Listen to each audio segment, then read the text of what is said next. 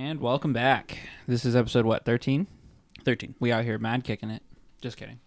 This week is special because we have our first invited guest that is a single person with no theme or agenda on the podcast. His name is Jeremy. What's going on, everybody? This is Jeremy. Jeremy, how are you today, sir? I feel this is like really fake sounding. Of course it is. It's a podcast. I'm good, bro. Yeah. I'm feeling great lately. Sweet, man. That's good. So yeah, we've been friends for a long time, and it's a nice podcast. It's like fitting, you know. We've all been friends for a while, and roommates. Yeah, roommates and everything. The whole thing. But I did want to say, this podcast is only made possible because of my man Anthony over here, and I wanted to give a brief moment of appreciation for my man's, because I wouldn't be able to do this if it was just me. Thanks, man. So if it wasn't for Anthony, this podcast would not even be happening. And it's been awesome so far, and hoping that it's going to be awesome in the future. So, and I got to give it up to my mans over here. I wanted to say this last week, but, you know, audio troubles and whatnot. I couldn't post. Oh, yeah. I guess we posted. We couldn't record, but. Right.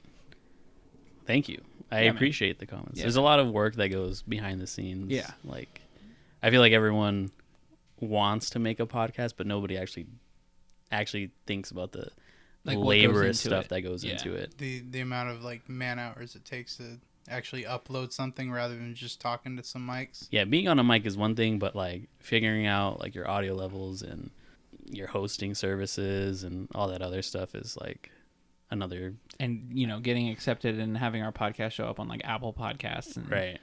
That's not something that you just, you know. Yeah, a lot of this stuff is just stuff I had to self-teach myself. Right.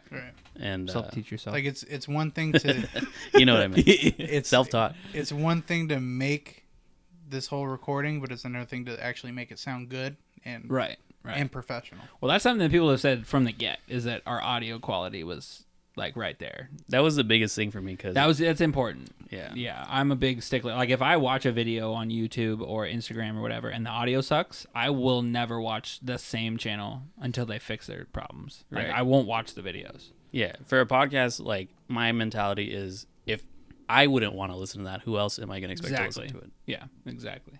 But I just felt that it was important because, you know, this podcast is Austin and Anthony, and we just both talk on the mic and whatnot, but I really don't do anything. I show up and I just start talking. So I wanted to at least kick you a little bit of appreciation, because thanks, man. I'm useless without you. You got to edit in a round I'm of so applause. lost without you. No, yeah. I mean, you know, it's not anything crazy. It's, you know, we got lots of time to go and whatnot, but it's more of a, you know, hey, this is important for me to tell you, you're awesome and I appreciate you, and I wouldn't be able to do this without you. I'm gonna cry over here, dog. Yeah. Thanks, man. You're so nice, man. But it's fitting, and I'm glad that we got Germ here. We will reference Germ as Germ because Germ is Germ. All right. Oh yeah. Yeah. Germ Johnson. You've probably heard me references that too. Yeah. All the same. All the same. You know, just listen for the voice. Right. So I got a story for you guys. Uh-oh.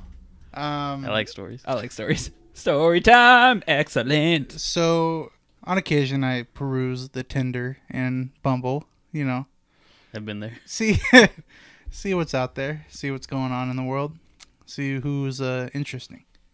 And I met this girl, and very quickly I extracted out of the DMs, as you shot would say. your shot. Shot my shot, got the number, and even had a very lightly set up date for the weekend after I was messaging her and texting her. Right. So I start texting her, and give me a second here to pull up the messages, and this man has receipts. right, receipts on deck, son. And everything's pretty normal. It's kind of hey, hey, this is Jeremy. How you doing? What's going on? All that kind of stuff. And it gets into she says something. I'm gonna kind of skip over the non-important parts, but she gets into saying oh, she's having a party at her apartment tonight. And this was a week or two ago. Says she's having a party at her apartment. I go, oh, that's cool. What's the occasion? She says, I finally told my ex he needs to move out. Right. Wait. If you guys can't see this, Austin just gave me a crazy look. Wait. She threw herself a party because With she her finally and her friends, yes, brought herself the nerve to ask her ex to leave. to move out of her apartment. So she was having like a goodbye. No, trust me, son. There's more. There's more. Oh my gosh. Oh, So here I am. I read this and I'm confused. I'm trying. Hashtag what? I'm trying to pry without making it obvious, and so I send her, like, oh, your ex lives with you with the little like thinking emoji. the best emoji. Yeah. And she says, so I'm just reading what she said to me. She says, I'm too nice. We had moved in together when we were together, and I didn't have the balls to dump him and tell him to move out on the same day. Okay, understandable. So I'm still trying to get a little bit more info. Like, how long is it? How long have you guys been there? Right. How long ago did I you say, break up? You're definitely too nice. I'm guessing this was fairly recent then. ... 3 months ago. What? They broke up 3 months ago and have still been living together. What? Wow. So, and then I say, I kind of go into conversation. I didn't want to just cut it off. I wanted to get more info. Like, maybe there's like a reason for this. I don't know. You're giving her the benefit Financial of the doubt. situation. Right. And that then, makes sense. Being I'm the like- nice guy. I'm like, you gotta be like, you have to be really nice, or this dude has to be like taking advantage of you or something.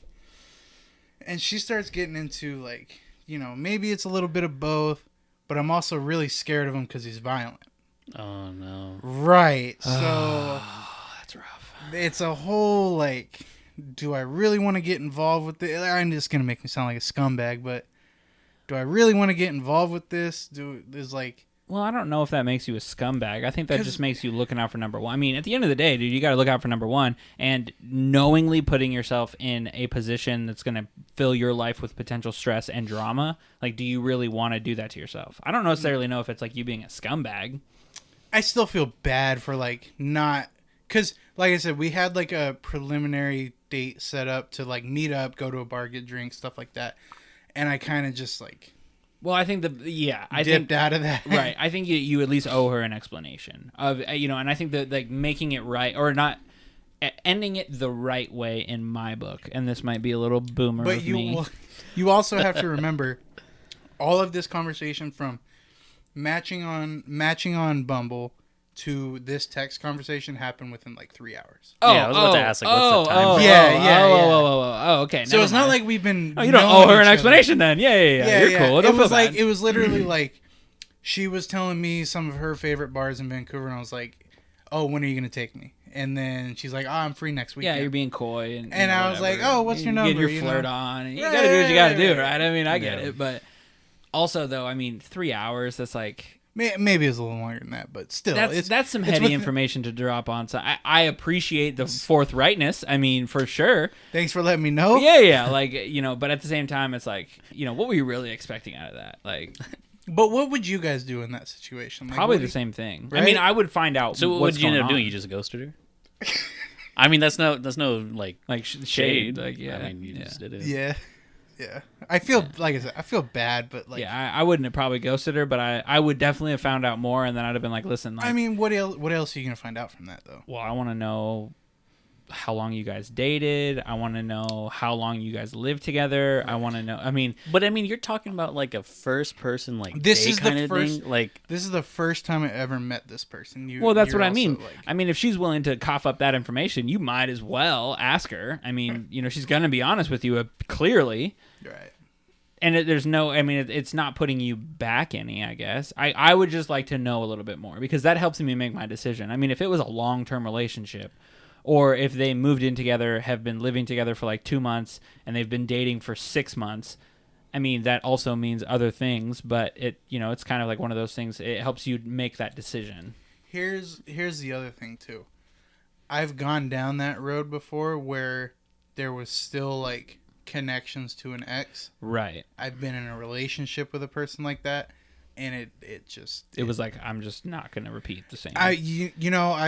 As I get older, I'm starting to learn more and more things. Oh, and totally. I'm not going to repeat the same mistakes that Yeah, I've done when I was 18, 19, 20 years old, I mean, I definitely wouldn't go on a date with her. That's for sure. Right.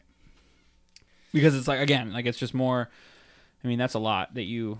so the verdict is like you just aren't gonna reply back. Probably not. Maybe if she asked me like, hey, what happened? Like, why are you not responding? Or it's not like she sent me like multiple messages. It was just. I mean, and you're also talking about someone that you've talked to for like a couple hours. Right. And it was. Well, that's how I changed my entire tune when I found that. The last message I got from her was that same day. So. Did she double message you? No. Oh. Okay. So like, it's not like it was, hey, where are you at? Why are you not saying anything? It was just the conversation led into that and died very quickly because it got uncomfortable. That makes sense though. I mean, number one, it's online. Number two, it's only been a few hours. Like, it's not like you set plans like, okay, whatever bar, 7 p.m., see you there. Right. And then you ghosted because then that would be messed up. Right. But it's also better that you didn't go out and were out and find this out in person. Yeah. When you how would that have like you went and go pick her up or something. I could just imagine the facial expression I'd make without even knowing I'm making it. Just horrified of just pure shock. What? Yeah. Very interesting. I mean, I kind of want to talk about the fact that she was so excited that she threw herself a party. I don't know. Like, I mean, like number one, apartment parties are kind of like right. But okay, even if it was just like a couple people, she was legitimately celebrating the fact that she had the courage to ask her boyfriend to move out. No, ex. Remember? Well, ex-boyfriend, whatever. So they had been ex-boyfriend and girlfriend for 3 months living together, outside of the time that they were living together in a relationship. Right. Did you find out how long they were in a relationship? I didn't. Yeah. See, I didn't pry that far. It's like it's like a 3-year relationship, and like then they break up, and she lived with him for 3 more months. I'm like, I don't think so because I think she was younger than me too. I can actually look it up. Makes sense. How old is she? Well, you can't call me old. No. It's the same mistake learning thing. You learn from your mistakes. You move in thinking you're ready, and you're not. Okay, so she's 23, so it's not like super it's not too bad. Younger, but still. I mean, my girlfriend's 22. Cradle robber. I know. I'm terrible. My dad always told me date up. Date up? Yeah, date up. Date girls that are older than you. And I was like, yeah, but she's special. I wouldn't mind dating a mom. I'm not gonna lie. A mom? Like 30-something-year-old mom. Yeah. I don't have anything against. It's not like I'm going out looking for that, but I wouldn't have anything against it. That is. Yeah, that is something Sharish is going after like 50-year-olds. Yeah, that's something Sharish would do. He's going on the extremes, but I wouldn't have any like a 20-year-old mom and a 30 to 40-year-old mom is two completely different things. Of course, yeah, definitely. I wouldn't have anything against dating like a 30 to 40. So if you met somebody and she had like a 5-year-old, how old? Like. She's 38 and she has a 5-year-old. If like we're cool and she's like I like talking to her and I like being with her, then the kid doesn't bother you any. Not really, no, because I mean, one, I'm not gonna go into a dating situation and pretend that I'm a stepdad immediately, you know. Yeah, that's weird. I'm not gonna rule out like having a relationship with a kid, but I'm not gonna pretend that I'm like a father. Okay, no, but I'm just saying like first date. You guys schedule a first date. Somewhat similar situation happens. You guys are like talking on the phone or messaging back and forth, and she say, "Hey, just so you know, I do have a 5-year-old child." That wouldn't scare me. That wouldn't prevent you that from wouldn't going. Bug me. Yeah. No, that's good. Because like I said, like people, or not like I said, but people have lives before. Me, especially if she's in her 30s. I'm 24, going to be 25 in a couple months. Well, I have no room to talk because if my dad did the same thing. Like, I mean, he dated my mom, and my mom had 2 kids. So, I would be like, that'd be horrible of me to be like, oh, Well, they're about the same age, aren't they? They're the same age, but it doesn't matter. I mean, I don't think it matters. I think going into a relationship with someone that already has children is a different. It takes a different kind of guy. Like, right. It takes a different type of person to find somebody that has already like established, things with somebody else, and to take those people on and then treat them like your own kids. Like, that's different than, or like at least loving them like they're your own kids. Let's say, you do end up getting married and stuff like that, right? Like, not being a bad person. But like what I was saying is, I'm not going to go into a first 5-6 dates and think like, oh, I'm going to be a stepdad. No, that's inappropriate. That's not the mentality I would take. No. I was more I'm dating a girl who has children. That's part of her life. Right. If I end up making her part of my life, that is like the baggage that comes with her. I was thinking more doing the opposite, doing the inverse, and being like, oh, she has kids, like, either A, I'm out, or B, like those aren't my children, and treating them such. Because I know people that, stepdads or stepmoms don't acknowledge them as like their children, and it's like, but you married into it, right? Like you knew going into it, and I don't think it's right for you to expect from the other person that they just wipe their old life away, like. Right. Yeah. I mean, and I have a stepdad too, so I think that probably is like an imprinted image on me too. Well, and he treats you well, right? Like, he treated me like his own kid. Exactly. Yeah. Yeah, and I think that it takes I'm telling you, it takes a different kind of guy to do that. Yeah. To like, let's say it does go well and you end up getting married, and then you treat that kid like it was, you love on them like they were your own kids. I think that's probably harder than actually, just having children and loving your children. Like, I think it takes more effort to love kids that aren't even your own blood than it would be to love your own kids. What are your thoughts? I think I'm of the same mind, just because you're stepping up to like a plate, so to speak. But because there are some people that like you said, don't acknowledge their kids or their stepkids, and treat them differently. But when you have those people that do rise to the occasion, like want to accept like as part of their own family, I think it's important. Would you have kind of that same mindset of if you met, or like say the girl you're talking to had a kid, would you have that same mindset of like, okay, well that's just part of her life, or would that kind of like steer you away? When I was, it's a hard question, honestly. It is. When I was in the early days of Tinder, like a few years back, I remember there was like a mom I matched with, and I was probably like 21, and she was probably like 27. She said she had a kid, and I was like, yeah, I mean, I think your reasoning of like you going into it and be like, oh, I'm in stepdaddy mode, like that's not it. No, I think that's inappropriate. No, like to go in and start dating somebody and then immediately start like and act like bossy, a father. like bossing people around. That ain't it. Like no. But I think if it does go serious and you accept all of it, I think that's the right move. Right. Well, especially if you think of like in context of current days, where what I think you guys have talked about this on here before, where like divorce rate is over 50%, and a lot of marriages have kids, a lot of marriages end up in divorce, so there's a lot of moms with kids where the dad's either not really there in the life, or they're there very seldomly. So, I mean, it's a real thing that is going on today. So, I mean, if you're not okay with it, you're closing off a lot of people to your life. How are you reacting to the biological father if he is still in the life?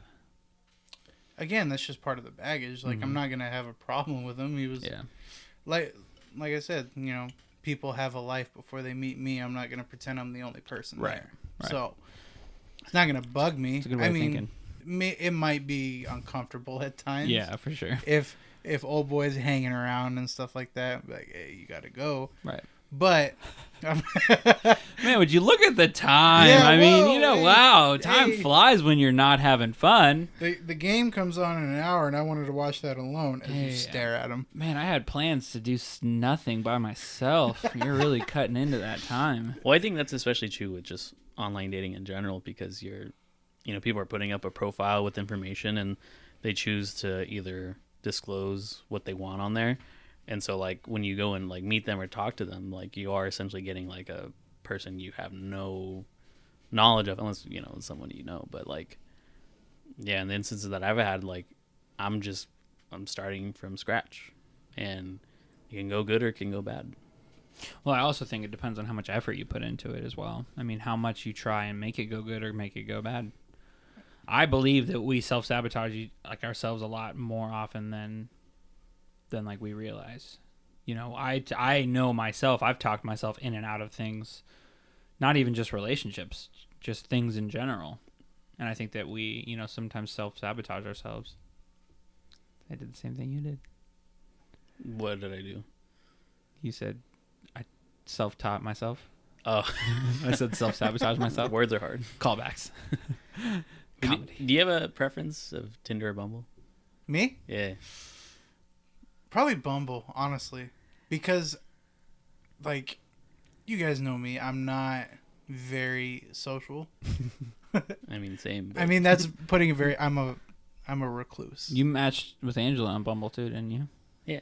So... Bumble's, I'm telling you, man, the pool is different there. It's nice because Tinder... Why are you telling me? I don't care. I'm not about to go on Bumble. No, I'm just saying, you know. You like look directly at it. It's a very different... It's a very different demographic because Tinder is like...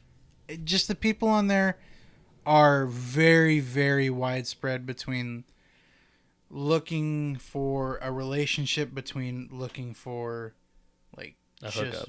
weird stuff, Friends too. with benefits or some awkward like situation. I don't even want to know. Even it's more cool. than that. It's cool.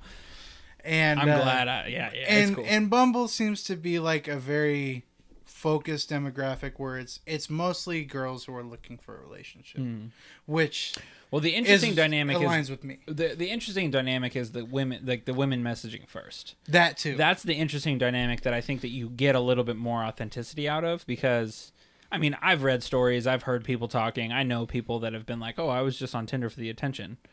And it's like, well, that's what you're going to get when you match with a ton of guys and then all the guys are like, you know, sending you messages and whatnot. But with the girls, like, you know, reaching out first. Yeah, there are those off case, you know, those are those outliers and whatnot. But I think that if someone's serious about finding somebody, like, you know. I knew someone that like went on Tinder because they said they needed to feel validated. Right. By like the likes. Right. I'll be honest with you guys. At this point, I go on Tinder to get my self-confidence up. Like I'm not even ashamed to say that. Hey, you know that's real though. When I was because when I was on vacation, I was getting likes over there. I was like, yo, my appeal is international. Right. Like I hadn't that sounds. international. I hadn't been on Tinder in a while, and I hopped on there and started getting my account active again, and like because it'll show you like a little number for how many like people who have swiped right on you, but they won't show you like who it is Unless you pay. Yeah. And I'm not doing that. Big cash cow. No, I'm not doing that. And you ain't paying for Tinder likes? No. No more super likes or anything? No. I'm not. I'm pissing myself for even knowing that. I'm single, not desperate. And you're not seeking validation. No.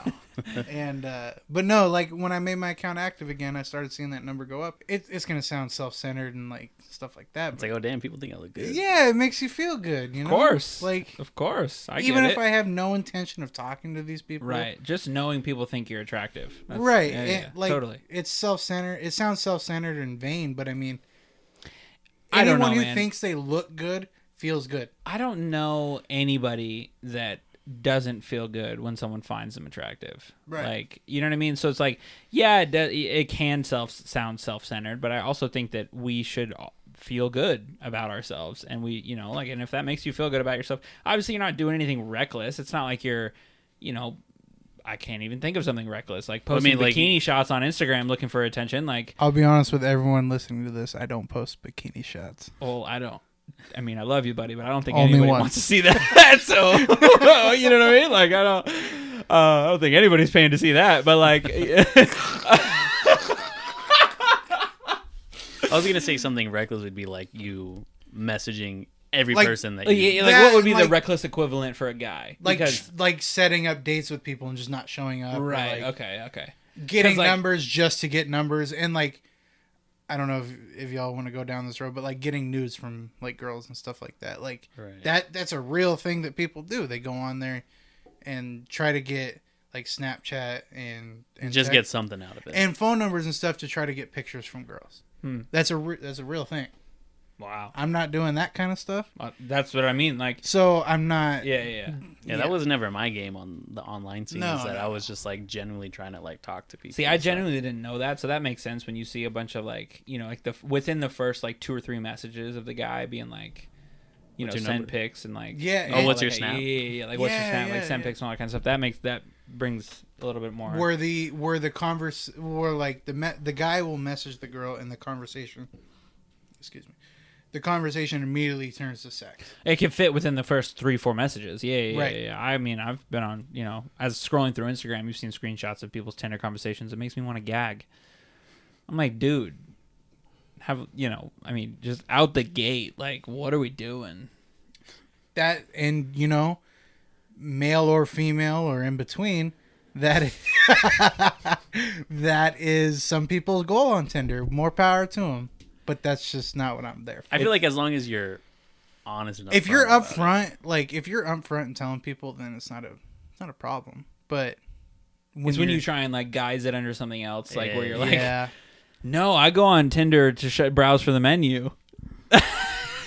That was a totally different thing. Dude, I'm messing with you, bro. I'm just kidding. Dirtbag. How is that? I'm messing with you. You're out there I'm just checking out stuff. Messing with you. It's fine. It's I'm fine. messing with you. No, I mean, speaking of like validation via Instagram or like online stuff, did you hear about the Instagram policy change?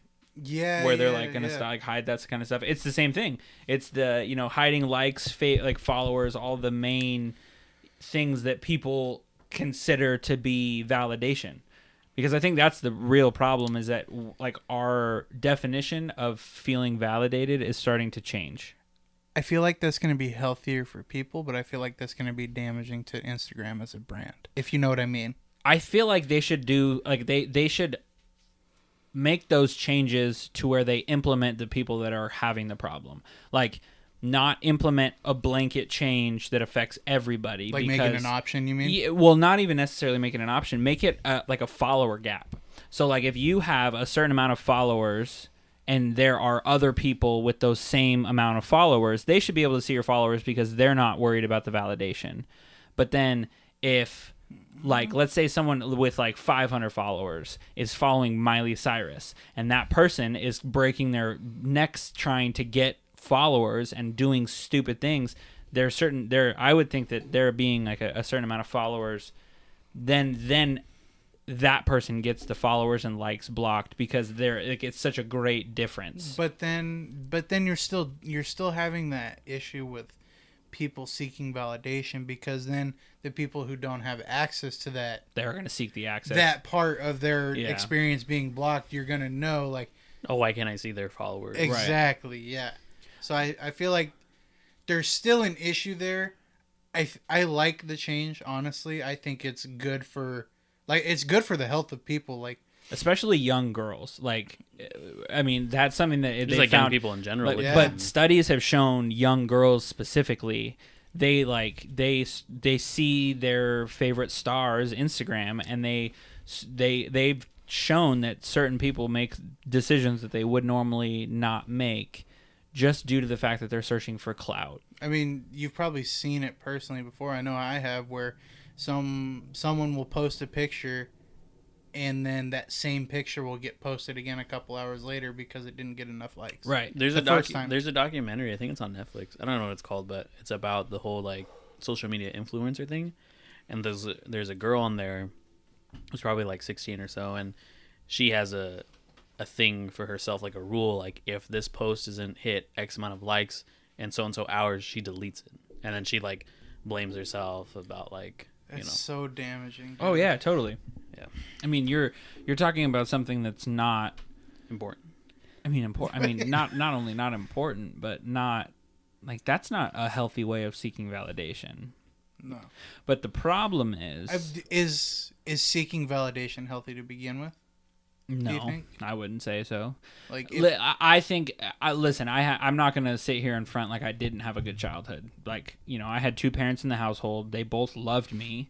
Yeah, I did dumb stuff, but that was my own. That was for my own volition. Like, my parents did their best, and they showed me. They gave me attention. They told me that I was doing a good job, and all those kind of things. I think that has a huge factor into why I am the way that I am now. Why I don't seek validation, why I don't need to feel, there are moments where I'm like, oh man, like I'm feeling kind of bad. Like, it would be nice to hear, some encouraging words, but I'm not posting a bunch of stuff on Instagram and then judging myself and my self-worth based upon how many likes or followers I have. I think it really comes down to like your self-worth. When you start to think of yourself as less than a person. Do you feel good though when you get like a lot of likes on a post?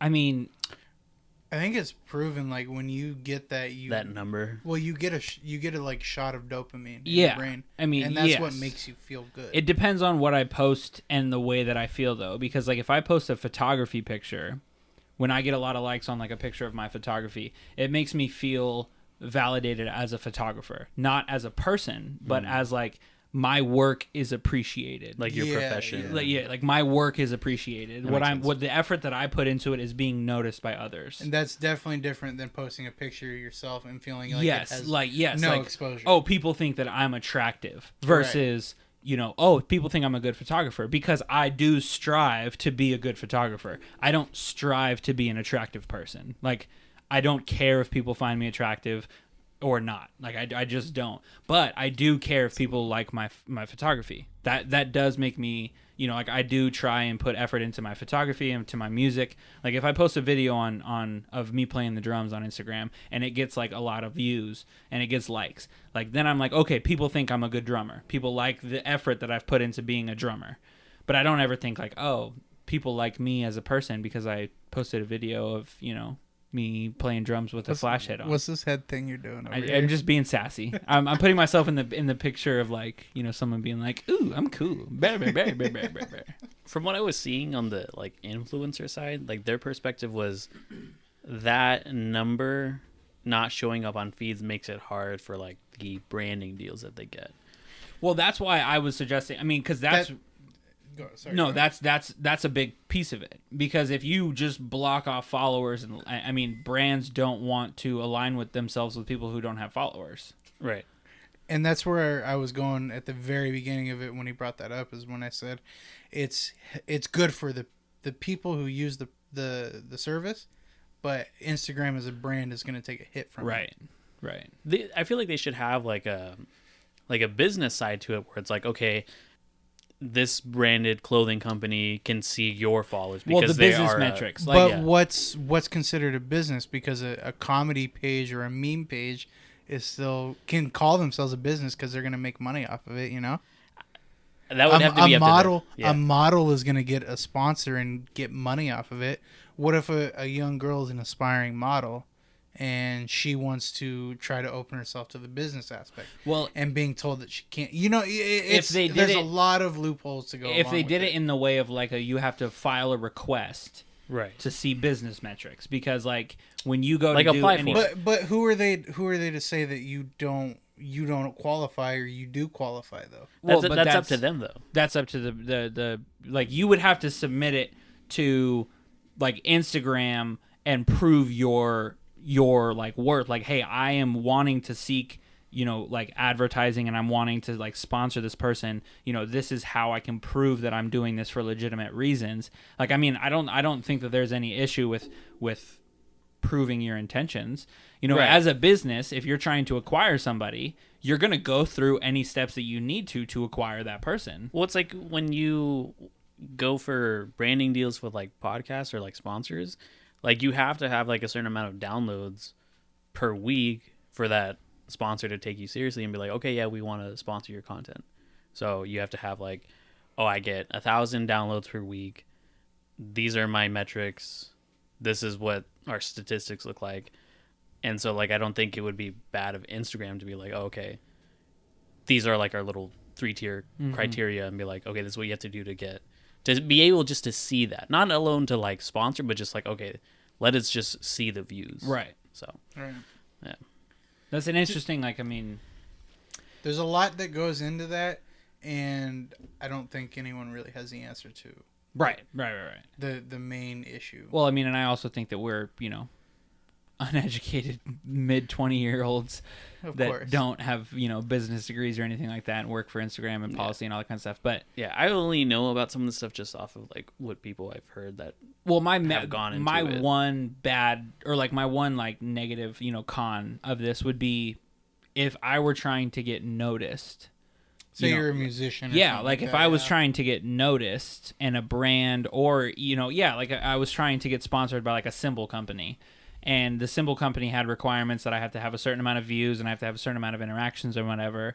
I think that the problem is they're using that as their determining factor of somebody's worth now, rather than Like, Well, I mean, the clicks is money, so I Well, mean, right. what do they care other than that? well, right. And you know, and I'm all for that speaking from like a business standpoint. But like for me, you know, I would like to get sponsored. I'm probably good enough to get sponsored, but because I don't have a large Instagram following, I probably won't.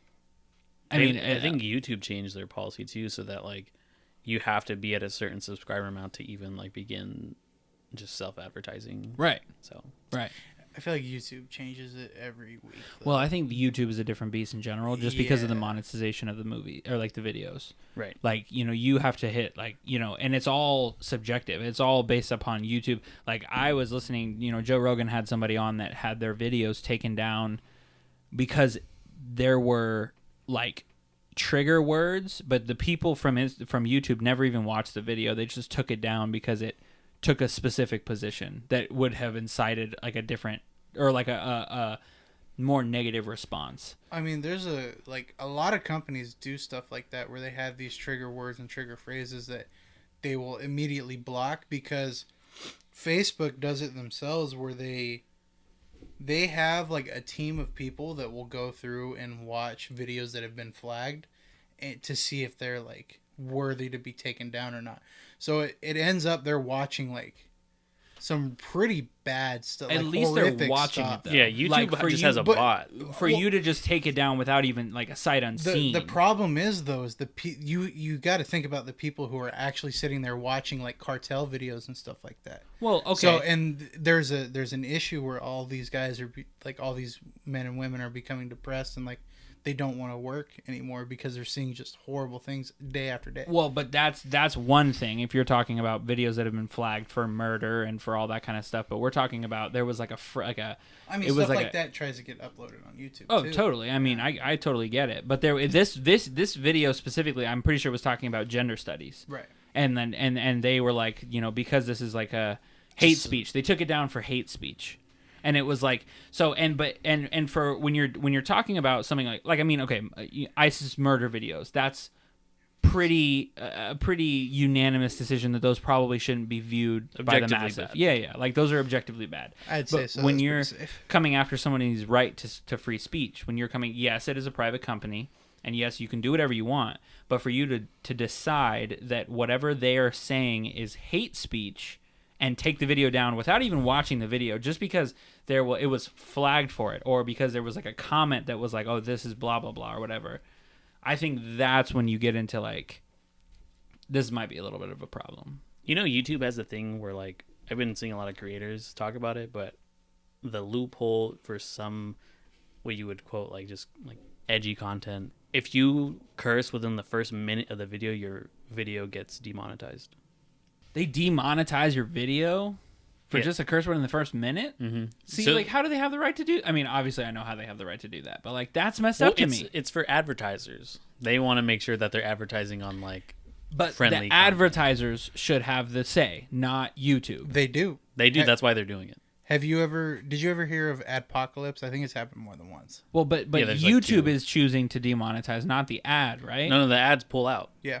Oh, that's So- different. There was I feel like it was like PewDiePie or something like that. One of the big names had said something not PC, and a lot of advertisers pulled out, and so YouTube was losing millions. All of its content creators were losing a lot of money, and this went on for like maybe a month or two, and it's happened more than once. You know, your mom's house your mom's house podcast. I thought you were just trying to like flame. No, for a second. no. It's an actual podcast. Your mom's house. They got a sponsor from McDonald's, and then they showed a video of a person doing unspeakable acts, and McDonald's pulled their sponsor, and they paid him like $2 million, and they asked for it back. They had to like give the money back, and then like 2 months later, McDonald's came back and was like, "We want to sponsor you." I mean, The do advertisers. you blame them from the advertiser's perspective? No, like I said, if it's from the advertisers, that's one thing. That's but where it's there's happening, also YouTube that chooses to demonetize videos, and I don't know if that is what I would agree with. Like, I don't agree with YouTube deciding, you know, we're gonna demonetize the video if they have advertisers. Like, if they're appeasing the advertisers, they're not breaking any policy codes. Then why should they be demonetized? Because they don't want I'm doing air quotes with my fingers right now. They don't want Adpocalypse to happen again. I get it. Because they lost a lot of money. Yes, from a business standpoint, I just don't think it's right. The reason that first happened was because there was a bad video that came out that had ads on it from like Coke, and then some guy at like Forbes or whatever made an article saying like, why is this video being advertised? And then like people were like, oh, what the heck, Coke, why are you advertising this video? That caused Coke and a bunch of other brands who were like, all right, we're not gonna show our ads anymore if this is the content that gets advertised.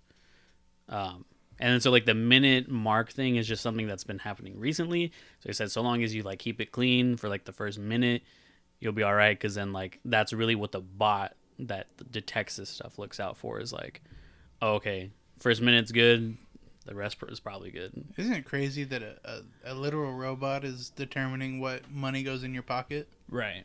Well, I would take that one step further. I think it's hilarious that like social outcry has gotten to the point where it affects advertising and stuff like that. Like if it wasn't for social media, the society could have all the cares in the world, but these policy changes and these adverse actions that companies are taking is a relatively new thing. I think you guys talked about this a couple episodes We've talked ago about it. I'm very passionate about this. Where like it's annoying. Social media is so powerful, dude. Well, it's so powerful and it's so ingrained in people's lives that it affects them from every aspect of their life, from personal to job to and I online think life. it's a change that cannot be undone. Like we are in not the way it is now, because the way the internet is now, you have such thing as anonymity. That's a really hard word for me. Anonymity. There we go. You have ability to be anonymous on the internet, and I feel like at a certain point there's not going to be a way for you to be anonymous. You're going to have to, like, basically how you register a car, you're going to have to register your identification to use the internet and well, post I don't to even social think media I and don't stuff even like think that. you're gonna need to do that, dude. I think it's as easy as downloading the Face app that makes you old. Well, people are doing it accidentally because they're stupid. Well, but I think that it's going to be as easy as that. I mean, for years, Facebook and Google were data mining with nobody having any knowledge of it. Oh yeah, Facebook's been doing it for a long time. Years. They've been caught more than once selling information to like Russian hackers and stuff like that, and people just don't care. Yeah. Well, and this isn't tinfoil hat. This nonsense. is something This that's is real. been proven, Yeah. and I think that this is something that we'll never be able to go back. Like we'll never be able to change now that we're here. Like the advancement of technology has got us to this point, and I don't think that it'll ever be or it'll be different, but it'll be different in the forward direction, and I don't think it's going to get any better. Our privacy is constantly. Like, you know, we're never going to have privacy anymore, number one. Number two, social media is going to continue to grow. And so social media is now a part of our lives like it has never been before. And I don't think that's going to go away. I think it's going to get more inclusive. It's going to get more interactive, like that nosedive episode in Black Mirror, where, like, social media determines your social status. Like, you can't even rent a car if you don't have enough stars on your social media. Like, I genuinely believe that that's the direction that we're headed. Wouldn't doubt it. It's an interesting thought. It's kind of crazy. Yeah, like you said, it's so ingrained in everyday life now, and it's only exploding exponentially. So there's nowhere for it to go but up. I mean, the world was completely different 10 years ago. Like completely different 10 years ago. I think 10 years ago, I think I still had a MySpace. Like, yeah. Facebook, I don't think I made one until I think I was year in high school. well, 10 years ago we were Freshmen. No, 8th graders. No, we were 2009. 2009 we were freshmen. Yeah. No. 2010 was 2009 2010 was our freshman year. But this time 10 years ago, this time of the year, we would be in summer going into our freshman year. Yeah. So I still had a MySpace. I had a MySpace at that time. RIP to MySpace. That's crazy. I had a FormSpring at that point too. What? Yeah. Was it FormSpring or SpringForm? FormSpring, right? FormSpring. The anonymous question thing that you. Oh, we talked about this on a couple episodes. Do you remember that? No, maybe I don't know, but I have an opinion about that. If you're over 18 and you are asking people for anonymous questions about yourself, just Well, we were Get off the internet. freshmen and sophomores in high school. Well, like, that was when that was popular. I'm saying people still do it now. Oh, of course, but that was when that was popular with us. Was like when we were in high school, and it was cool. I heard you like X and X. Yeah, Who's that? I mean, it was like That's a young thing. It was a young thing, Yeah. for sure. Yeah, Insecure kids asking for anonymity. Anonymity. God, I cannot say that word. I don't know alright. why. Reminds me of like MySpace's PC for PC. Y'all remember that? Picture Yeah. comment for picture. Yeah. picture comment for picture comment, Like or for the like. top 5. Oh, Get That out was, of dude. here, That was dude. important. Dude, the top 3. If you cut it down to even the top 3, and you were like, "Hey, these are my exclusives." Son, if you had a top 5, top 8, whatever it was set, and you added a new person into that, Oh, it was like news. one's gotta go. It was newsworthy, bro. and that you always had a message like, hey, why did you? why did you remove me from your top? Like, What did I do? What did I do? Are we not friends anymore? That was newsworthy. I remember getting messages like, "Oh, why is that person your number one?" I'm like, Yeah, I want them to be. And it or was like you put a girl as your number 1, and people are like, "Oh, you guys like." that you guys means got you're a thing." dating. Yeah, That- You guys like you got some little. What's going on isn't here? that Like, funny how that signifies that like Yeah. certain things like that You're like, this is signify my friend. social I mean, status you know, between she you. paid me $20 to be my top 1. What do you mean? Like, you know what I mean? Like, it was not.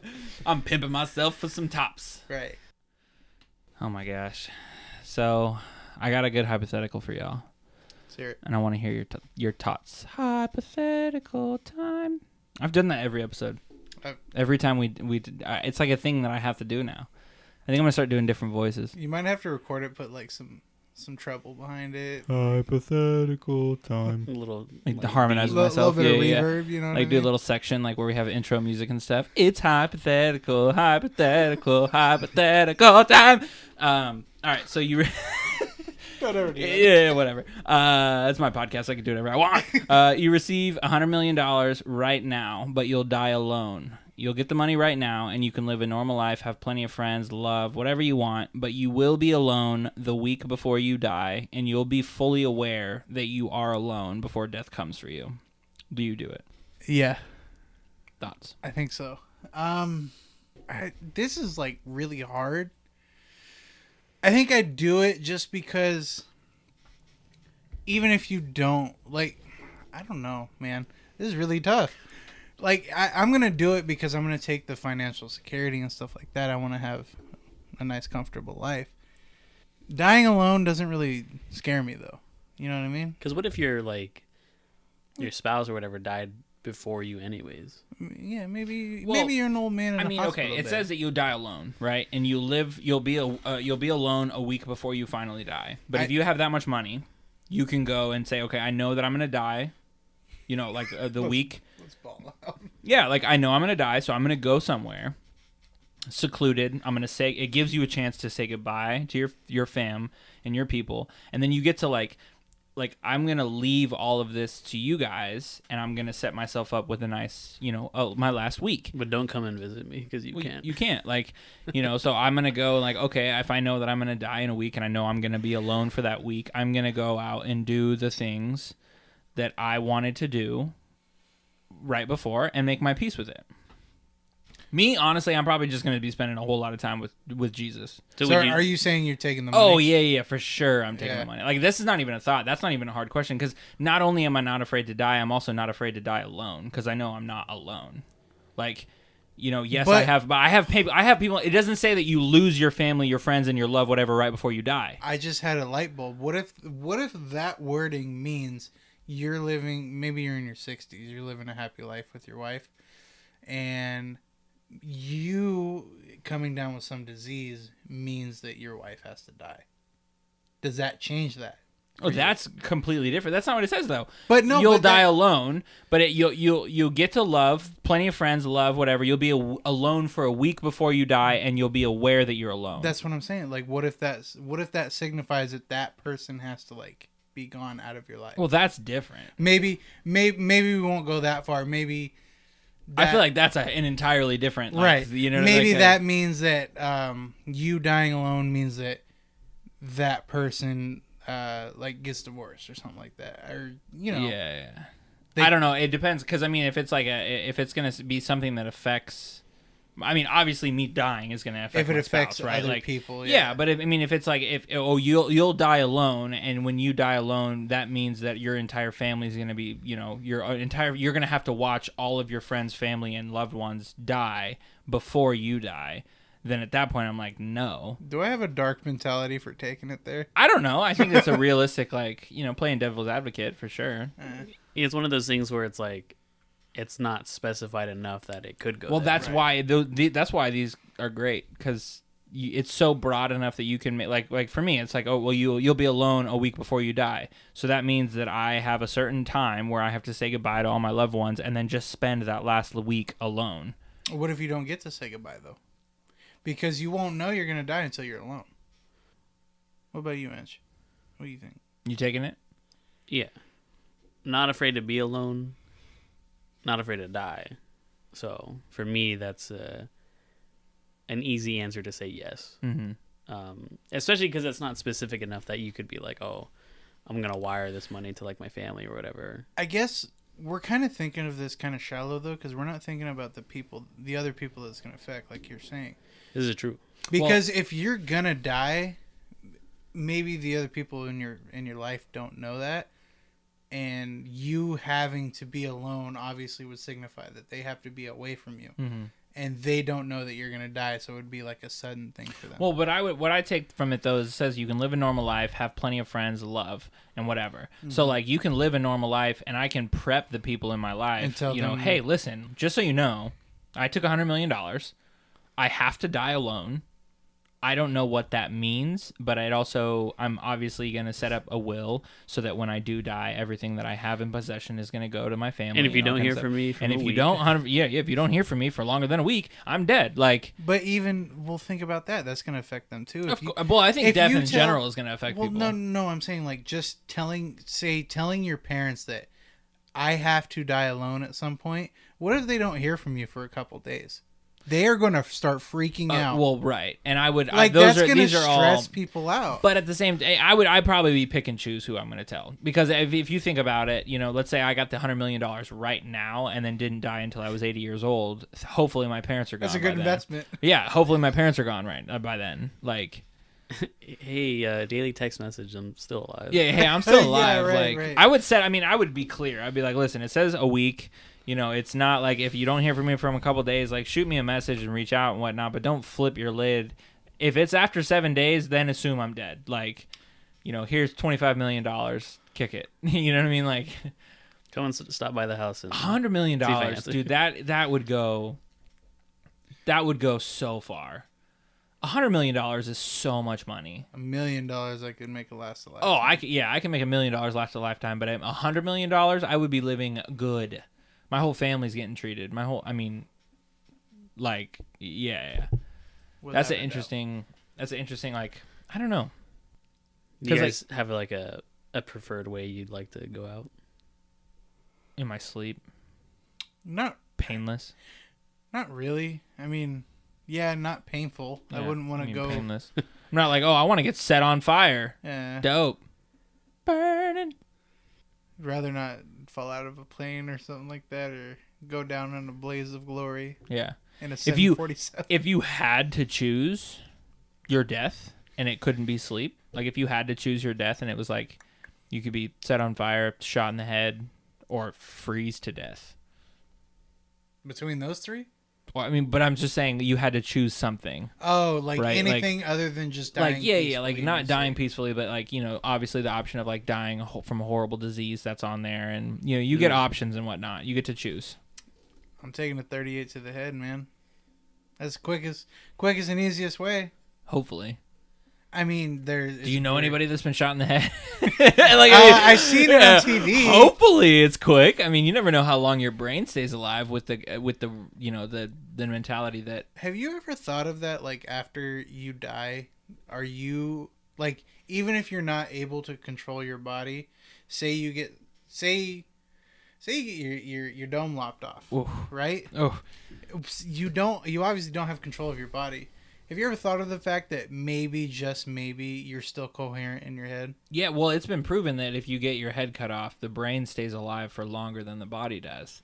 So like That's if I were to terrifying. get my head cut off, I am going to see the world as from the perspective of my head being lopped off of my body, and then I'm going to be on the ground and I will be cognizant. They say cognizant for probably 3-4 seconds after like decapitation. Isn't that scary? Oh, terrifying. Yeah, that's terrifying. Because not only are you not gonna, I mean, you're obviously welcoming death. You're having a surge of emotions and you're having a surge of chemicals rush to your brain, but you're also cognizant of everything. So for those 4 or 5 seconds, potentially longer, you are flipping your lid, being like, I'm about to die, I'm about to die, I'm about to die. Number one. Number two, that kind of disconnect from your body, who knows what your brain's going to simulate. You might be in the worst pain you've ever experienced in your entire life. I mean, you're gonna like just normal reaction. You're gonna try to get back up and Yeah, you're going to be a body, like I'm a head on the ground. have no control. I mean, of I know any I'm meeting the limbs. Lord when I go, but I don't want to sit there and anticipate it for a little bit. For some reason, that reminded me of like that record scratch freeze frame. So you're probably wondering how I got in the situation, like at the beginning of the movie. Right. You get like, you see Cheesy the head 80s cut off, and then movie. all of a sudden it's like pause and then rewinds. Let me just explain how I got to this point. Just waiting in line at Heaven's Gate, just a disembodied head. God. Honestly, yeah, I don't know, man. Have you ever thought about like those immediate moments after you die? That like as far as after you die, no, because I mean I'm only gonna experience that once, you know. Well, So, I often I don't think. know. Like it's Well, I guess it's hard to think of because you can't imagine it. I shouldn't say often, but I've thought about this before. Uh-huh. Are you Like- talking like where your life? Let's flashes just before say your eyes no. I and- think like let's say I have a heart attack, right? Like I have a heart attack and I die. In between me being ushered to either heaven or hell, depending on what kind of person I am, do you think that there is a moment of time where you like rise up out of your body and you like you get to see your surroundings first before? Isn't that what's described as purgatory? I would maybe. I mean, Yeah. like I said, you're only gonna experience. I mean, it it once, depends. So no one knows, but Like the literal definition of purgatory is like nothingness. So like if you're rising up from your body, but you're still able to see, like if I were to drop dead right here, but then I started rising up out of my body and I can see like the room as I'm, either floating up or floating down, one of the two. There's a book about that. Is it really? Yeah, I read it in middle school where this guy was like at a party, and at the venue he went to the bathroom and got killed by somebody, and that he collapses on the ground, but then his like spirit rises from above it and can see his like body on the ground, and he's like still conscious and like trying to solve the mystery of like who killed him. Oh yeah. They made a movie of that. I remember reading it, but that is what I would consider closer to purgatory than what I'm talking about, because you're stuck there. Like that's not like a brief window where you're like on your way somewhere and you get to glimpse it. He's stuck there until he solves his murder, right? Like that's Right. like the premise of the book. yeah, like the guy's already Yeah, dead. he's like dead and he's a ghost technically, and he can't be ushered on to the next step, whatever that is, until he solves his murder. you guys believe in ghosts, or No. like any kind of spirit, or I believe in angels and demons. wouldn't that be a ghost? Maybe. Like some kind of spirit? Or I energy believe or in something like that? yeah. But I don't 'Cause- believe that if you die, like if I were to die in this room, that I stay behind and haunt this room. Like I don't believe in ghosts like that kind of ghost sense. But I do believe that there are spiritual forces that we are unaware of, for sure. What about you, Anch?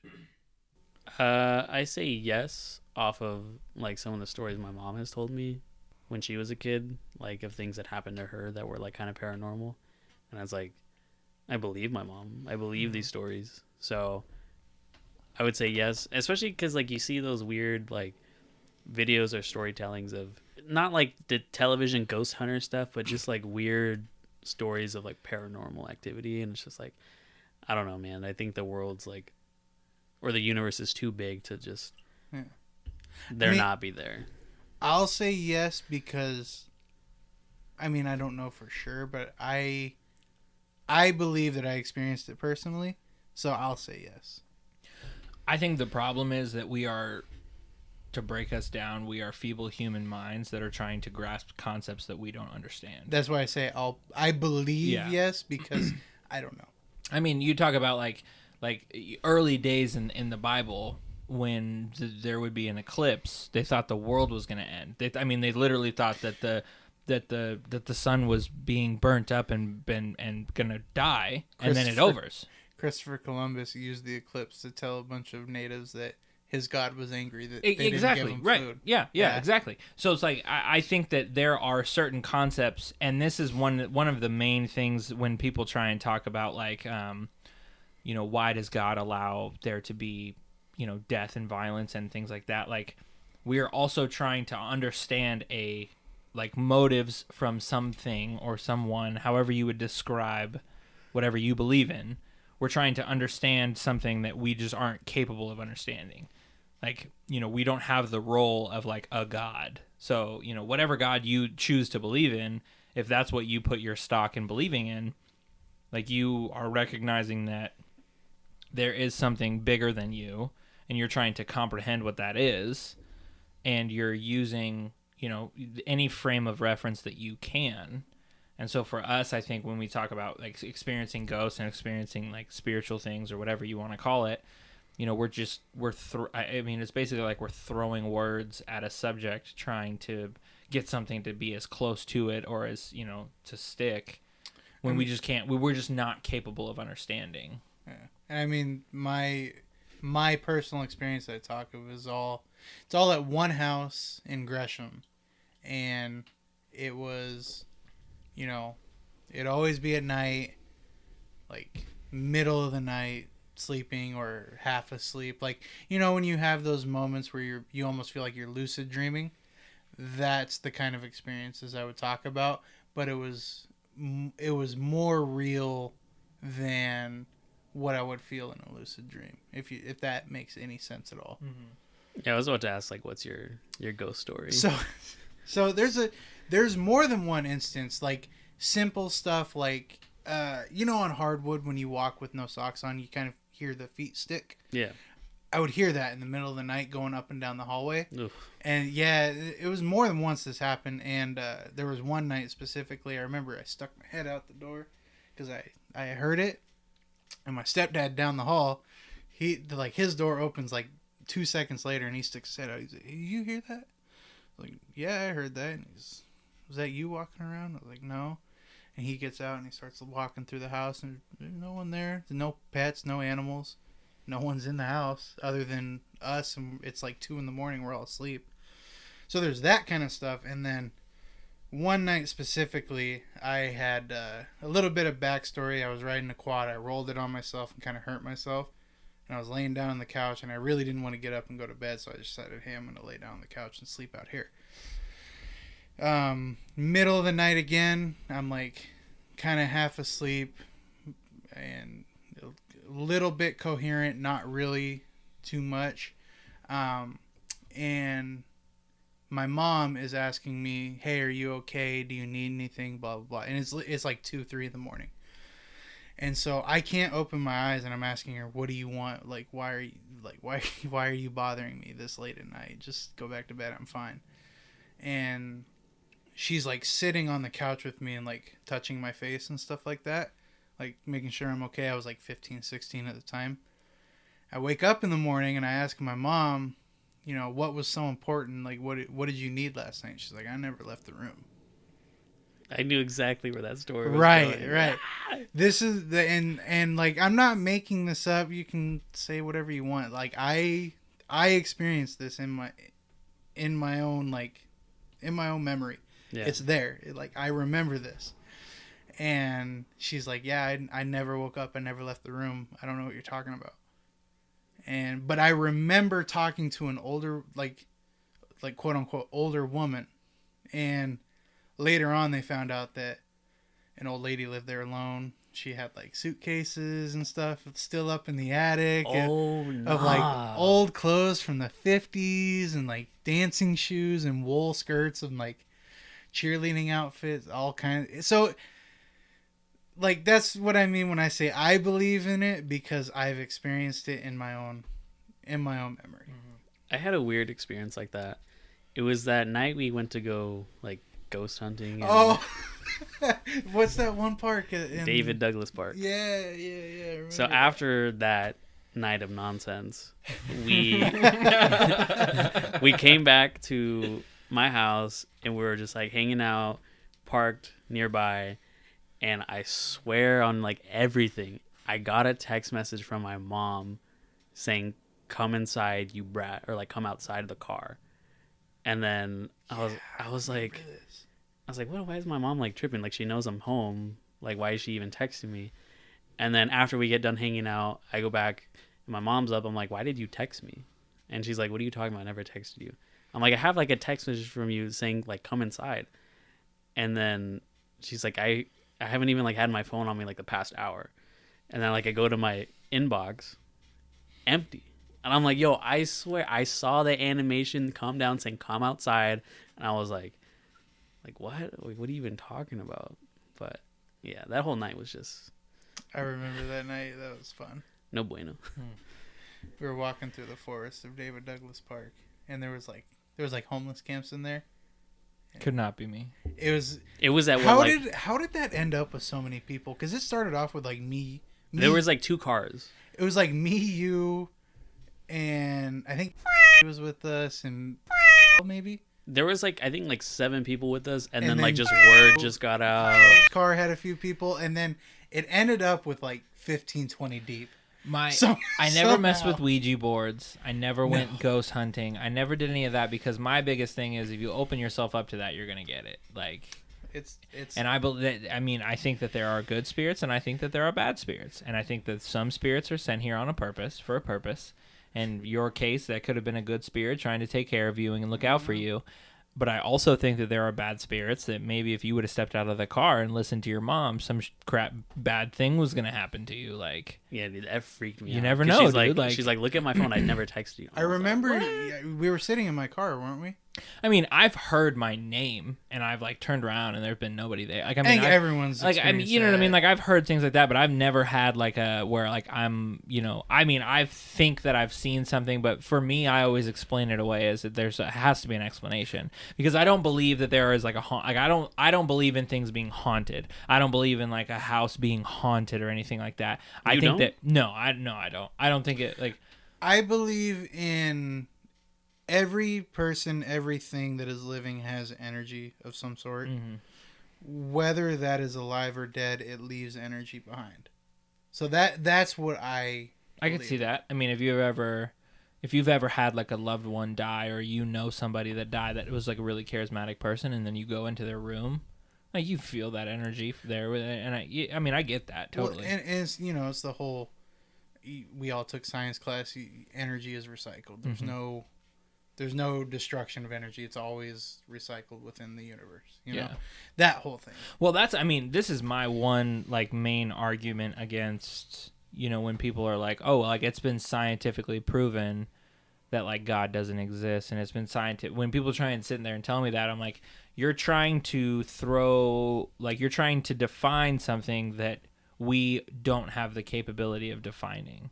I think I've talked to you. Yeah. Like I mean, off air about this. Yeah. Like, we're trying to comprehend forces that are beyond our comprehension. Right. And so we are going to do everything that we can to explain it because when we are in the unknown as a like a like a base feature, we are uncomfortable. Right. And so if I don't know something, I'm immediately uncomfortable. And so I'm going to try and comprehend and understand that. Like when, you know, you hear these stories of like a guy or a girl who like kills her children and you're like I can't comprehend how you could even bring yourself to do something like that, right? But then, you know, again, it's not, you know, I'm trying to comprehend something that I don't understand, and it makes me uncomfortable. And that's what we've talked about is where my standpoint is I don't understand it. I know I can't understand it, so I'm not going to pretend I do, and I'm not going to stress over trying to. Yeah, because there's no reason for me. For me, I don't feel like there's any reason that I should be trying to understand something I know I won't. Well, having faith, I mean, that's, I think, a really main, like, a really big misconception is that people are like, oh, well, you just blindly trust. Well, that's what the word faith But I think that comes from. Faith is knowledge of things and like understanding that like there is something bigger than me and I'm going to just do what I can. Faith is not me being like, oh, well, I just, everything that I've ever heard, I just blindly believe when it comes to like religion, right? Like, I mean, when it's specifically talking about my faith, like I'm a Christian and I believe in God and I believe it, but at the same time, I also am not just anything that someone tells me in regards to that. Like, I'm just going to blindly believe. Faith is also understanding that there is, I think it's a balance between just having a belief in something and also understanding that there are just things that I'm just never going to know. And I'm okay with only, understanding the things that I do know. I want to know how the universe was formed. I want to know, like, the Big Bang Theory and all that kind of stuff. Like, I think that those are all real things. I just think that that's our way of defining it when it could have been something different. Yeah. And I think, like, the word faith means, like, trust or confidence in something. Right. Like, right. You're having confidence or trust that something exists, even though you may or may not know it does. Right. Right.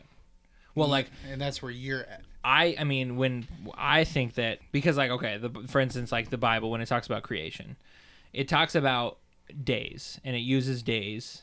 And again, these are frames of reference from a human perspective. Like the Bible, the entirety of the Bible is like spirit led and like not provoked, but more.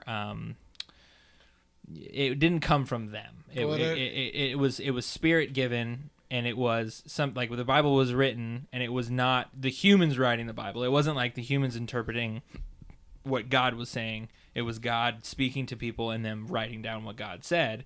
And, if you look at like God being a knowing and all-knowing creature, he knows that certain people aren't going to be able to understand terms that God himself would use. So he uses these terms. And so when people say like, oh, well, it was created in a day, it's like, well, a day to God versus a day to us. Like a day to us is 24 hours.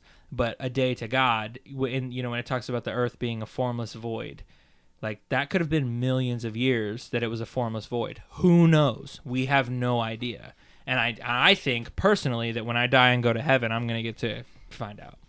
That'd be dope. That'd be cool. I'm like, hey God, hey, what's up, bro? Hey, you want to show me how the earth was created real quick? Let me see the big. Let me see creation real quick. Like play back the tapes. I'm trying to see that. Yeah, play back the tapes. Let me see the receipts. I'm trying to see the receipts. Your ghost story reminded me of that quote in BioShock Infinite. Mm-hmm. That was like, the mind of the subject will desperately struggle to create memories where none exist. Not that didn't happen to you. That just like is what popped into my head. Yeah. Because like, it could be that actually happened, or that something else. I don't know for sure. But you just remember it happening. Could have, like I said, it could have been a lucid dream for all I know. But have you ever had those dreams where you wake up the next morning and you think everything that you just dreamed I had a was dream real? at our old apartment. I think I told you about this. I had a dream that there was a.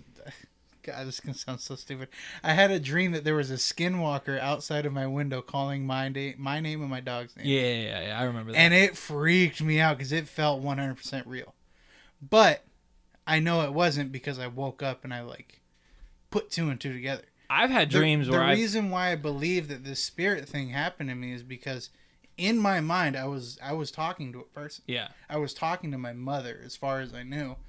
And when I asked my mom what did you want, and she said I never left my room, my heart dropped because it felt like a person. I've had dreams before where I've been having conversations with people, and your brain will create those people to have the conversations with, but those people aren't there in real life, and it's like a dream. But I've had dreams where I've been being chased by serial killers and murderers and stuff before, and I wake up and I'm like, this is real, and then I have to take a second. Or I've had dreams that I've been with a person or that person's died. Kick yourself awake. I had a dream that my grandpa died. And I woke up and texted my mom and was like, hey, I just had a weird dream. Is this real? Because I legitimately for a long time, I mean, I'm talking 45 minutes to an hour, woke up with the knowledge that my grandfather had been passed away for a long time. Your brain plays dirty tricks. I know, and that's what I'm talking. We never especially really. when you're tired. Especially when you're tired. They actually, I watched it. Do you ever watch that MythBusters? This was like, I love Miss. dude, this was when like, I was a kid, I watched that all the time. this was after school. years ago. But they said that it's actually more dangerous to drive tired than it is to drive a little tipsy, and they proved it. Yeah, Yeah, I believe it. Yeah. I've driven while tired. This was back in high school. It was after a football game. We had just came back from like Gonzaga or something like that. So this was like 8-hour drive back home, son. Yeah. It was like 2-3 in the morning. I got in my car and I almost said a dirty word. I actually fell asleep on my way home and like Yikes. woke up like 5 seconds later and had no recollection of like closing my eyes and you know the whole shebang. I was actually asleep for like maybe 5 seconds because I started off at one part of the road, opened my eyes, and I was way farther down than I remember. Thank God your alignment on your car is set, because if it was pulled to the right a little bit, you could have driven into a ditch or something. Yeah, dude. From that point on, I refuse to drive tired. Yeah. I won't ever. I've almost fallen asleep behind the wheel a couple times, and I'm like, I pull over and straight up take a nap. Like, and if I'm a little sleepy, I'll roll down the windows, blast that AC, radio, and just keep myself awake. But I have to find, it's so funny because I have to find music that's not like peaceful, calming, that I can find a rhythm to. Basically. That I can find a rhythm to, because if I find a rhythm to it and I start bobbing, I'm like, oh, I'm starting to get C, and then I'll put on music I don't like because it irritates me. Savannah! I saw The Lion King. What'd you think? I fell asleep. Snooze? Yeah, I went snooze. So here's the story. I went. We recorded the night before, and then I had what are you talking about? Haircut super early, and then I had the haircut super early, and then I went to Salem, and Gabby and I went and saw the movie, and I was like, we were watching it and everything, and it was in the Regal. We had the recliner chairs, and we had a blanket. We were just kicking it. I was super comfy. You had a blanket up in the movie theater? Oh yeah. Dude, how'd you get that in there? You just bring it in. I had it. Yeah, in my when I arms, went to dog. the theater in Hillsborough, they're like people just bringing in blankets. It's not like it's the move. Dope. It gets cold in there. It gets cold in there, and I was cozy. They don't get all upset about. No. So I can't bring in a water bottle. Dude, I heard blanket is. I heard that's a myth. As long as it don't cost money, I think. No, I heard that's a myth, dude. Remember, what's her name at the Regal up here? She used to work up there. Is that her name? Yeah. Remember, I had a drink in my hand. She was like, "Hey, you can't bring that in there." And I was like, "Okay," and I just walked. I'm telling you, I think it's a money thing. Like they don't sell blankets at the theater, so they're not gonna say. Maybe they need to. How many times have I brought my hydro into the movies? I bring my hydro flask with me everywhere. I think the employees usually just don't care, but yeah. But either way, I brought a blanket, and I was like sitting next to Gabby, and then I like leaned my head on her shoulder, and I said, "No, I can't do that. If I do that, I fall asleep." And she was like, "Oh, I don't care if you fall asleep." And I was like, and then you "Okay, realize good night." You're watching National Geographic. So I How fell far asleep. in did you get to it? I fell asleep when Timon and Pumbaa, like Simba's grown up, and it was like after he like tips over that log and they're all eating the grubs. Yeah. It was like the big log where he like, they're all trying to get it, and then he tips over like the big tree and all the grubs fall out. I fell asleep around there, and I woke up when he was fighting Scar. So you were out for a minute. I slept for pretty much the entirety of the movie. I'm not even mad about it either. I was not impressed, and neither was Gabby. Very passable. The fact that it passed $1 billion in the box office, I'm like, I gotta show you this. Though it's Disney and it's no. Listen, do you know how different? If they would have done this one change, you should put this pic in the video. I'll send it to you.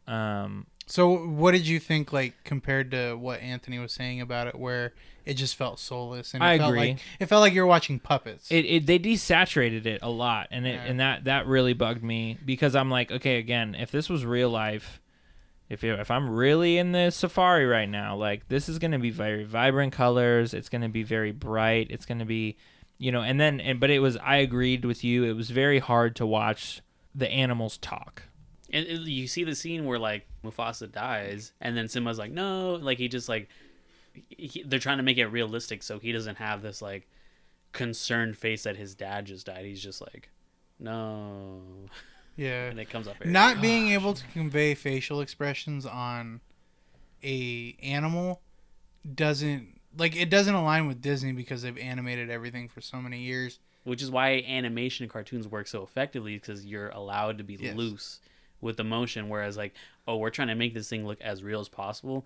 Let's like tame it down. Imagine trying to like see your dog show you displeasure. Right. If they would have done that simple, like that simple editing The with the eyes, yeah. If they would have done that, you should post this picture. I'll send it to you. You should post it in the video, this pod. If they would have done this, then the entire movie would have been different. The entire movie would have been. The eyes go a long way. The eyes. That's why Disney is notorious for making big-eyed characters, is because it conveys so much emotion. They should. Eyes and eyebrows are like really important in making facial. Yeah, they made it too real, and so then it just looked like It looked like National Geographic. Yeah, it looked like real animals talking and communicating with each other, and I'm like, yo, that's scary. The one thing I wanted to ask is like, do the kids that are watching this movie, are they getting like the same like feel and pull to seeing this, like they're gonna resonate this when they're older, like versus like our version of the cartoon and stuff, and we hold it so dearly? Like, is this doing anything for them? Think about this. Frozen is the movie that like young kids now, that's what they gravitate towards. So like when we gravitated towards like Sleeping Beauty, Snow White and the Seven Dwarfs, Tarzan, Aladdin, Hercules, all those like Toy Story. You know, we gravitated towards all of those, and kids now are gravitating towards like movies like Frozen. So I think that it be just based off of the fact that it is an animated Disney movie and they're looking at animals talking and it's the same storyline and all that kind of stuff. I do think that it resonates with them. Really? I think that it's their version of The Lion King. I don't think we're talking about this from biased perspectives because we've seen the cartoons. Of course, but I'm also, if you look at it objectively. How can you look at it objectively? If you try your best to have an unbiased opinion and try to look at it objectively, the new Lion King just doesn't capture you the way the old one does because of the reasons we've all stated. Where the colors look off. There's no facial expression. It looks like puppets. We're comparing that to the old Lion King, though. Of course. If you look at it like a cinematic work, if you were to take away the Lion King, you were to take away everything, and you were to look at that as a cinematic work, that is a thing of CGI beauty. Of course. So I mean, when you're looking at it from like a movie standpoint, it is a good movie. I mean, it is. The reason we don't like it is because we've seen the original and we know like what they could have potentially done. Have you ever heard of the saying, you can polish a turd as much as you want, but at the end of the day, it's still a turd? That's how I feel, because it lacks a lot of the nuance that the old movie did. Where, like you said, the CGI is gorgeous. It looks incredible. But the little things in between is lacking, so it doesn't measure up at the end of the day. I would almost argue that like the Avengers and all this stuff that they've done with like comic book movies, I think that will resonate more with like the younger audience than like them remembering this weird Lion King movie that came out. I think they'll remember, you know, Thanos, this 10 years of Marvel stuff when they're older versus Lion King National Geographic dubbed. Like, even I can say personally, the fight scene with Bucky, Captain America, and Iron Man in Civil War, like that, I remember that fight scene. I'm sure that's going to be the thing that kids are remembering. Yeah. And I wouldn't doubt, like he said, I wouldn't doubt if like I think kids 20 years from now when they're in their mid-20s, or 15 years from now when they're in their mid-20s, they're going to remember that scene and tell their kids about it. And sit them down next to them and make them watch it. I just think that that's different, though. I don't think that's comparing apples to apples. I don't, though, because, like... So think about it. When Lion King came out, that was, like, a new thing.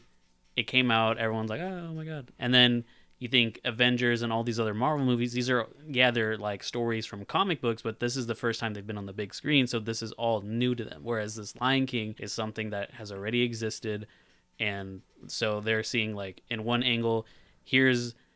comic book movie come to life, never done before, and then here's Lion King trying to be something that already existed. But look at and I think that they would gravitate. Look more at the towards next series of comic books. movies that they're doing that are the Disney adaptations. They've done The Jungle Book. They've done The Lion King now. But They've done here's the- Beauty and the Beast. They're doing Mulan. I mean, I think that I don't think that they're just putting these movies out for Well, they nostalgia. make money, for, but The Jungle Book was actually good though. well, okay, that fair enough. But True. do you think that the I kids mean- seeing The Jungle Book, like, I mean, you look at any kid that watches Disney movies, they don't know about the cartoons. Like, my brother has never seen I would find that hard to believe because the parents of these kids My are going to be like, brother, Our age. my brother, who grew up with us in the house with me and my sister, both growing up with Disney movies, has never seen a Disney movie. Has never seen an original animated cartoon. I think he saw Sleeping Beauty or Snow White for the first time like last year. He hasn't seen Toy Story? No, 1, 2, or 3? I don't think so. I'm about to piece that boy up. Exactly. I genuinely believe that the movies that are coming out now, yes, Marvel and all that kind of stuff, I think that catches attention because that's a different ball game than because he's seen The Jungle Book, the live action remake. He's seen probably the newer Toy Story, I imagine, but I don't know. But he's never seen Hercules, which is, in my opinion, the GOAT of all the animated Disney movies. I'm a Tarzan guy, TBH. but yeah, I mean, I like Hercules. Hercules. Hercules was the GOAT. I respect it. I wore that tape out. Oh, yeah. I used to sing along with that movie, dude. Isn't that crazy? We grew up on VHS. Yeah, we grew up on VHS. I used to have to rewind the movie once I watched it so I could watch it again. Shrek. I remember Shrek on VHS. I had to rewind that junk. I would That's watch it and wild. wear it out, dude. I still have some of my old Disney VHS tapes. Oh, we man. sold all I want to ours. watch Hercules again. What was that chick's name? What was her? Started with an M, I think. Meg. Maggie? Meg. I think Meg. that's right. Meg. She was always so hot to me. I don't know why. And she's a cartoon. I don't understand it. I don't understand it. But I was always like, yo, she's awesome. She was I like had my a thing favorite. for Jessica Rabbit. All right, boys. We went way over time. 1.5, almost. Let's I call think- Yeah. Let's good call place it. to wrap it up. Good place to wrap up. All right. Until next week. All right. This has been another episode of Nothing About Nothing. Thanks for having me. A little boys. Bit of Nothing About Nothing. Yeah. man. Thanks It for was coming. good. Thanks for coming in. As always, cheers. Cheers. Cheers, man. Peace. Oh, I hit the mic stand. That's awkward. Ooh. You're going to hear it.